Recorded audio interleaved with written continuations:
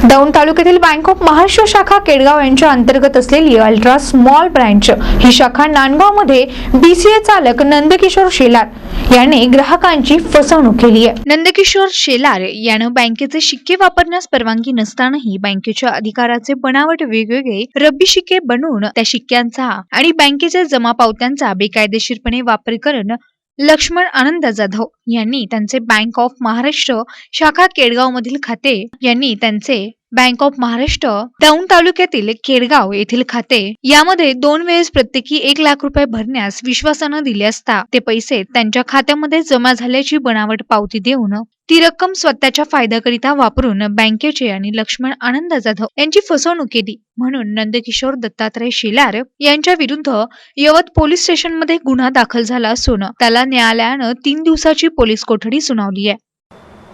यवत police स्टेशनला फिर्यादी bank manager bank of Maharashtra Pankaj Kumar Ghanshyam Shah यांनी दिलेल्या फिर्यादीच्या अनुषंगाने आम्ही वरिष्ठांच्या आदेशाने पुढील तपास करीत आहोत। यातील आरोपी नंदकिशोर दत्तात्रय शेलार राहणार नांदगाव याने बँक ऑफ महाराष्ट्र या शाखेचा बँक मित्र म्हणून कामकाज करीत असताना त्याने येणाऱ्या ग्राहकाची त्याला अधिकार नसतानाही बँकेचे नावाने बनावट शिक्के तयार करून बँकची जमा पावती वापरण्याचा अधिकार नसताना बँक ही जमा पावती वापरून येणाऱ्या ग्राहकांची फसवणूक केलेली आहे। त्याबाबत आम्ही सखोल तपास करीत असताना आरोपित मजकूर याने बँकचे बनावट शिक्के तयार केल्याचे तसेच जमा पावती अनाधिकाऱ्याने वापरल्याचे तपासात निष्पन्न झालेले आहे। मी अंकुश लक्ष्मण जाधव नांदगाव। माझे वडील मयत झाल्यानंतर 13व्या दिवशी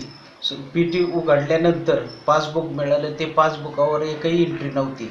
त्याच्यानंतर आम्ही बँक ऑफ महाराष्ट्रात गेलो। एक पासबुक भरून 2 पासबुक भरल्यानंतर बँक ऑफ महाराष्ट्रात आम्ही चौकशी केली पण त्यांनी काही उडवडीची उत्तरे दिली।